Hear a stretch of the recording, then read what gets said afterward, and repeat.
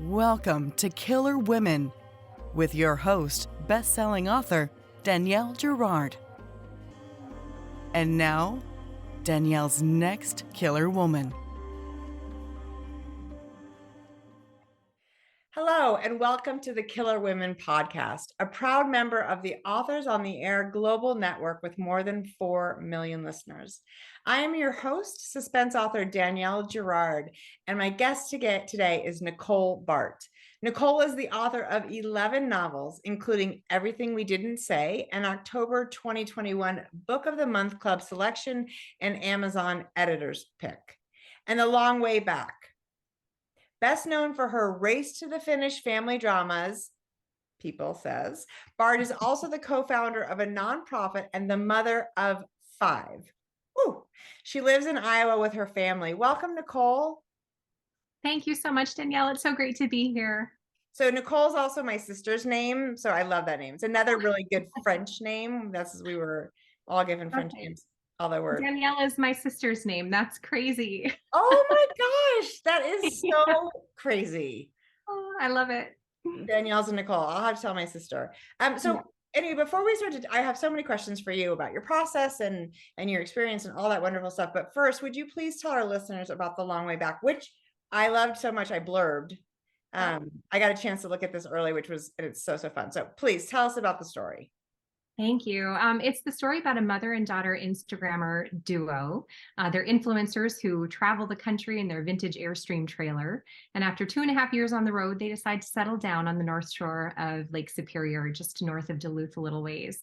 And very quickly, the daughter, Ava, goes missing. So the rest of the book is the two of them, Charlie trying to piece together what happened to her daughter and why and where she went and whether or not their time on the road had anything to do with what happened to her. So it's a dual timeline and dual POV narrative told from the perspective of both of these women. And it's just a lot of fun. I think it's a really fun book. I certainly had a fun time writing it. So I had a fun time reading it.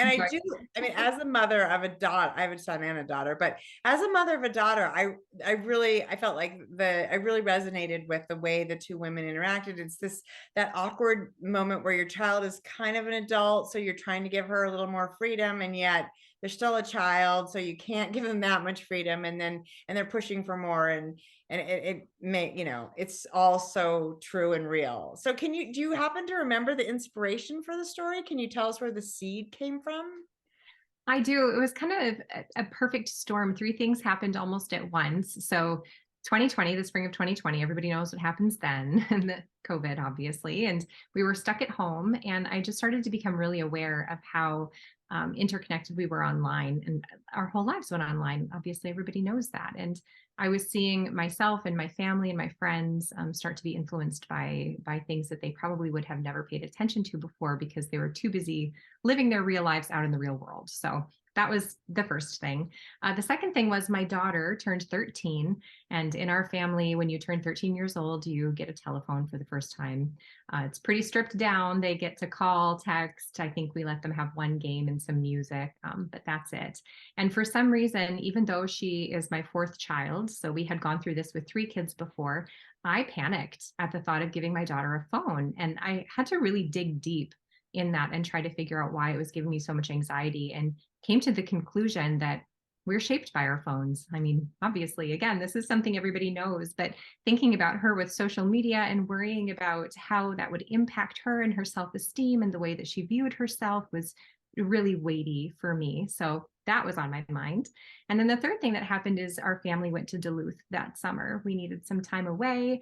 It was just a short drive for us, and we were still isolating and stuff at that point, I think. So we were able to just be out there and enjoy nature. And it kind of made me think of 10 years ago, because 10 years previous to that, we had taken a cross-country trip with our family in our pop-up tent trailer. And it was just this sweet time where we connected and were completely disconnected from the rest of the world as far as technology and media goes.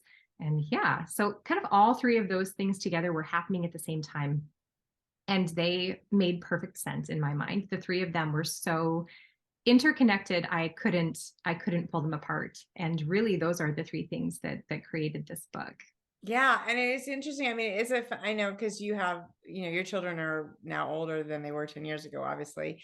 Yeah. And there is a different, it's such a different, there's such a shift between when you travel with, kids that are kind of under 10, right? Or even up to 12, I guess. And then when you travel with, teenagers, and I look back and think that it was so hard when they were little, but it's I miss the sort of simplicity of those interactions and their willingness to do, Yeah. to be part of the family and do, more of what, you want to do and be together. And it's a really, it is a different time. And, so are your older three children boys? Yes, we have five kids, four of them are boys and just one daughter. So Yeah. she's So, kind I of mean, a it mess. is, I think there's something to that too. Like, I have a daughter and a son, and my son the social media doesn't impact him the way it impacts my daughter. And, this goes, of course, to the bigger issue with, women and what's expected of us and what we're supposed to look like. And all these sort of unrealistic and deeply harmful, Yeah. projections of people that we're never going to be and live up to. And that makes so much sense to me that it is harder. It's harder I mean, in some ways it's hard. It's harder to have a daughter in this world. it's I, it's scarier. I agree. And everything that you said is 100% true. And then add into that the feeling that you constantly have to be documenting your own life.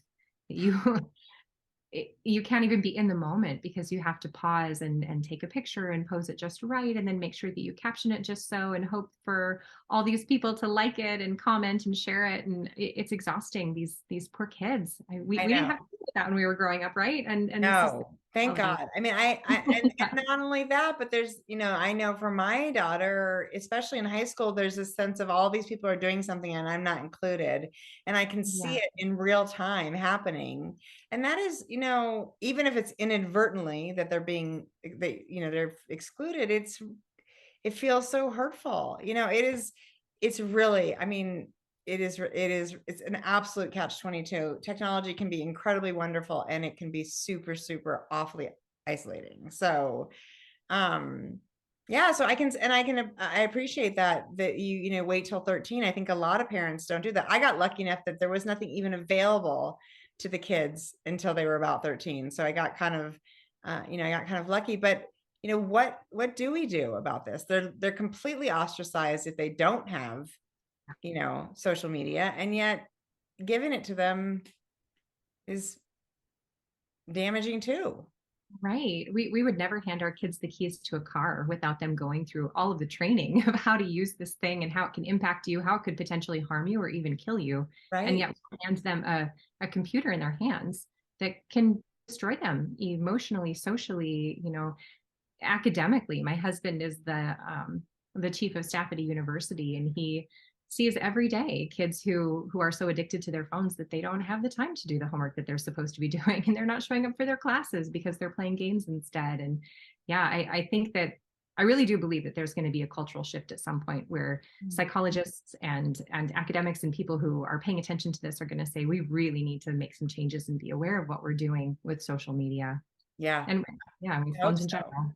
I hope so And too. I think in addition to that, the pandemic did, it made a whole nother layer of isolation because we were all alone. And so we sort of depended more on the connections you get through your phone, which I think were good in some ways, and also again, not good in other ways. So Absolutely. it's super tricky. We talked about this just for a smidge before we got started recording, but one of the wonderful themes of the book is about this, that struggle. This is she's a single mom, and the struggle about, of course, wanting to empower her daughter to be independent and fierce and strong, but also sort of, at what point is our child old enough to manage the world?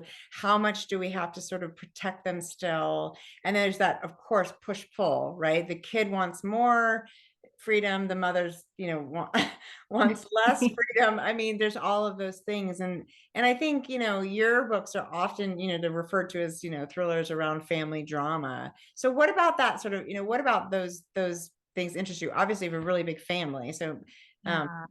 but why are you drawn to that, do you think? Oh, I always write about what I'm experiencing, whether I want to or not. Like if I'm in the middle of working something out in my own heart and mind, it tends to find its way into my books. And I've attempted to avoid that in the past and just decided that, you know what, this is where my passions lie. And this is Yeah. probably where I should be writing. So it's been pretty easy for me to know what's next because it's burning me up inside and has to come out on the page. So it's very relevant to my life. And I mean, that's a powerful thing because what you're going through, obviously you're not going through it in a vacuum. There's thousands and thousands of women and parents who are going through the same thing somewhere else. And we talked about this a bit before we got on the record. We had a huge conversation before you guys joined us. So I'm so sorry that we can't share you all the details of our nitty gritty conversation. Nicole and I have never met in person, so we had to, chat for a bit first. But one of the things that that we did talk about was the idea that we're working things out in our own minds, and that by sharing those struggles, we're also, I think I want to read a book where somebody else is struggling in the way that I'm struggling, because it feels, even if there's no clear or easy answer to these struggles, which of course a lot of them there is not, it makes me feel like, okay, I'm not alone. This is what is happening in our world. This is what's happening when you're raising kids. This is what, all of that stuff. It's, it feels, it's reassuring, right? To read about people going through the same stuff. Well, obviously we write to entertain, Yes. but we also write, at least I write, and most of the authors that I am friends with and have spoken to feel the same way, but we also write to start a conversation. Like this is dialogue between me and my ideas and you and how you interpret them, and your book club and your family and the people who are, wrestling through who we are as people and as a country and as a community. And I love being able to spark those conversations. So right. there's And always a reason. exactly. And that's well put, because it really is like, we can dig into it and talk about sort of the themes and the universality of the situation that each of the characters is in. But at the same time, we're reading a very entertaining story, and you can read it start to finish and just be like, wow, that was a great story, and not think more about it. So it gives the reader the option, right? Not there's nothing like hammering, but it gives readers the option to think more about these things and to join the conversation about them. But it also, I think also it just gives people an insight into somebody else's life, which I think is also, right? We all need a little bit more. I think the world could use more empathy. And by reading other people's stories, we gain insight on things that we wouldn't otherwise understand. I couldn't agree with you more. And I don't know about you, but I don't approach my books with an agenda. I don't really feel like I have a whole lot of things figured out in my life. I'm constantly working through my own issues and struggles, and yeah, doing that on the page is an invitation to all of my readers to do the same if they so feel too. Exactly. And we're all, hopefully, if it all goes well, we're all always learning and growing, right? Amen. So there's also this idea in the book that I love. And again, Killer Women I use it as a platform to talk about things that I think are important to women, that are not that we, no dissing on men, but this show is really about the women. And this book, of course, particularly is really about two women. And one of there's this idea that Charlie, the mom, has about, that her upbringing was really difficult, right? Her mother was absent. And so there's a part of her that wants to make that up to her daughter. I think I do, I feel like this is very much true of my own experiences, that whatever my mom did that I didn't appreciate, I try to do the opposite for my kids. And then of course you create a whole different slew of issues, but there is something to sort of parenting our children in the way that we wish we had been parented. So do you think, can we make up for the sort of shortcomings in our own, in our own upbringing, or do we create new problems, or what do you think? That is a fantastic question. And I have come to the conclusion, whether or not this is 100% true or not, as hard as we try, we're going to mess up our kids. Like that has been a really difficult lesson for me to learn because I gave up my career for a really long time. I was a teacher before I started writing. And even when I've been writing for 15 years now, and I've had children throughout all of that. And my kids have always come first. And in fact, the first few years when I was writing, it was almost a part-time job or a side hustle because I was pregnant, adopting, nursing, I was just busy with my children. And I feel like I gave so much of myself for them. And yet, now that they're older, now that they're going to college and they're moving out of the house, I'm realizing that as hard as I tried, I still messed up.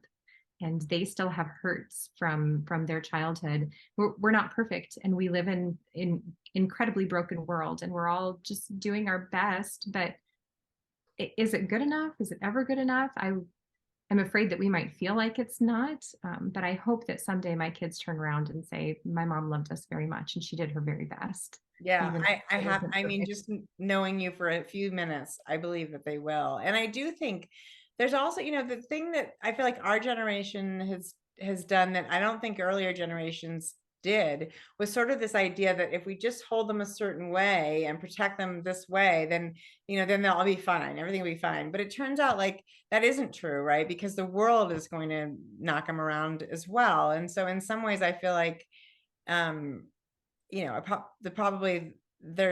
need to have some of those early pains, and if we provide them inadvertently, that's just part of the process. But I do think if they don't have those experiences, how are they going to know how to deal with what happens when they are in college and something, goes wrong, or they are, grown-ups? Because we can't, as much as we would love to put them in a bubble and keep them there forever, that isn't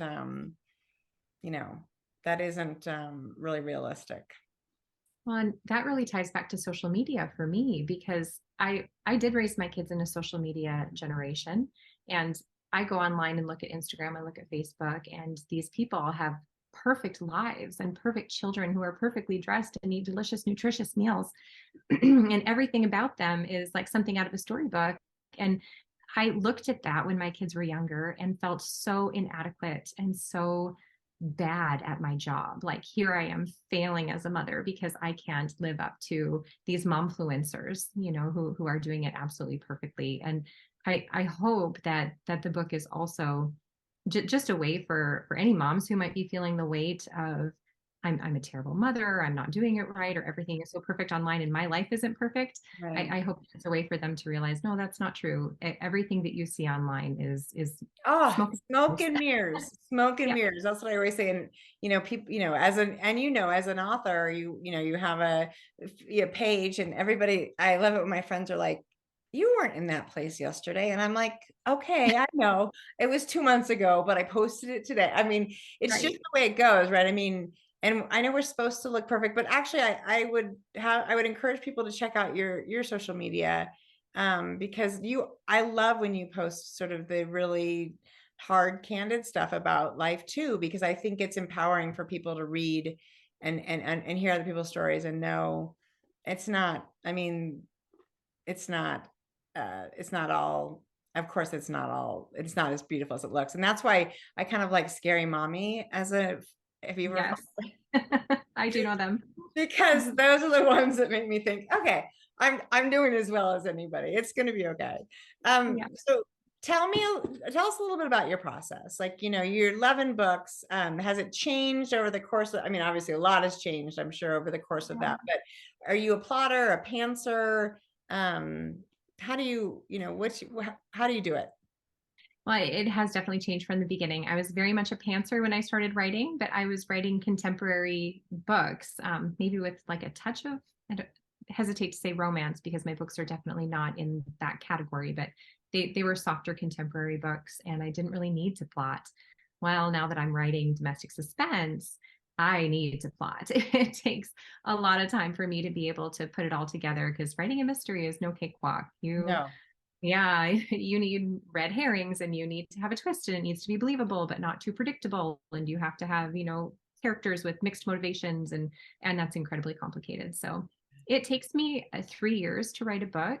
The first year is just the conceptualization of it. So yeah, in 2020 is when I came up with the idea for The Long Way Back. Thought about it, dreamt about it, worked out my characters for roughly a year. And then I write for a year.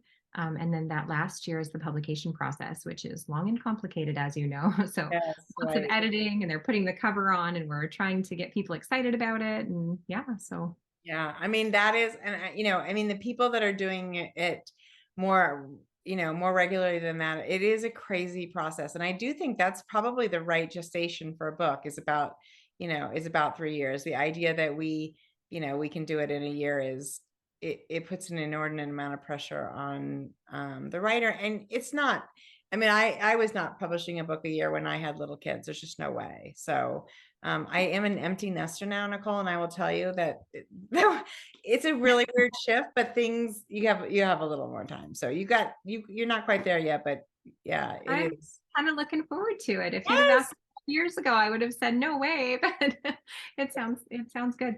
I know, it's so funny. I love my children dearly, but I really do. Now I have 4 dogs, so that is its own, bag of pickles. But I do really appreciate it, and I think I'm glad that I also stepped back from a corporate career and from my writing so that I could be there with them.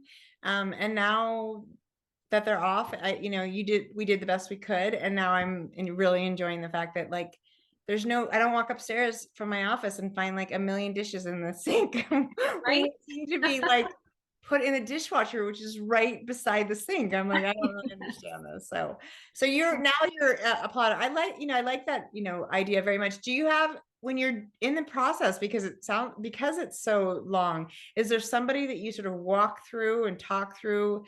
Are you sort of doing this all inside your own brain? I have some author friends that I bounce ideas off of when I'm not sure where I'm going. And my agent is incredibly editorial. I'm so grateful for her and her team.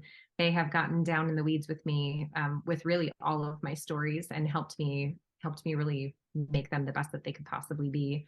But although it takes me 3 years to write a book, I'm usually writing 3 books at the same time. So Oh, I have one that I'm conceptualizing, one that I'm writing, and one that I'm publishing. okay. So You're it's still putting one out a year. it hasn't been quite one a year, but yeah, I've been writing for 15 years and I have 11 books. Yeah. So around there roughly. I'm better if I go just a little bit slower, I think. So yeah, we'll see what happens from here on out. I got it. Well, that's hugely impressive, and I agree. I understand what you mean, because there is and I have a new idea that I'm starting to work on, but there's some percolation time, right? It has to sort of, you can't just like come up with the idea and start writing. That doesn't work for me either. So, No, not at all. although I don't know about That. Mhm. yeah. Well, I think that's incredible that you can keep those things in your mind. So, you are also the founder of a nonprofit. Can you tell us a little bit about that? Yeah, so we have 5 kids and they're from 4 different countries. So we have a Canadian, an American, a Liberian, and an Ethiopian. Yeah, it's just the way that our family happened. We would have never planned that, but we wouldn't change it for the world. So when we were adopting our second son in Ethiopia, we met a gentleman there who was from Liberia and just became really good friends. That friendship continued and it ended up turning into a nonprofit organization that works in Liberia and now Sierra Leone. We're expanding into Sierra Leone. So it was never on our plan. It was never on our minds to do something like this, but it just, yeah, kind of exploded on its own. So we do spend quite a bit of time there. We've been back at least once a year, often more than that. My husband will be going this summer for several weeks, and yeah, it's changed our lives. We love That's it. amazing. So that's an orphanage that helps place kids, or what, or how does the organization work? It started out as a children's home. We now have 3 children's homes, 28 churches, a commercial farm. Oh man, schools. We thought we only had 19 schools, but we had a board meeting last night and apparently we have 24 schools. So Oh my like, gosh. Our desire is very much to empower the people of Liberia. So we get out of the way as much as we can. This isn't like no white savior complex over here. Like they know their country, they know what they're doing. So we get excited about whatever they are interested in. And we try to just throw gas on their fire. So they are moving and we try to keep up. I love that. That's incredible. Well, I mean, it's and what an incredible story because yeah, you didn't, it is funny. Life, sends us in directions we had not expected.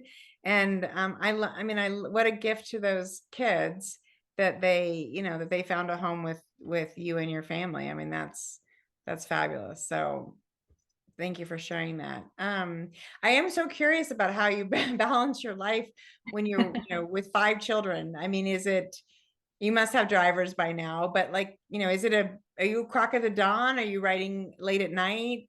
They're all in school probably now. They are, yeah. And I thought that once they were all in school, it would be easier. In some ways, it's been harder because there's so much. My kids are all athletic. They all play instruments or are involved in art in some way. And we're just busy running all the time. But I, I've discovered about myself that if busier I keep myself, the better it is for me. If things start to slow down a little bit, I drop balls. But if I know that I have 3 hours to write today, and then we have a choir concert, and then we have this game tonight, and I have to get this board meeting or the minutes out for the board meeting or whatever, I'm okay. I can schedule my time and I can get that done. So Wow.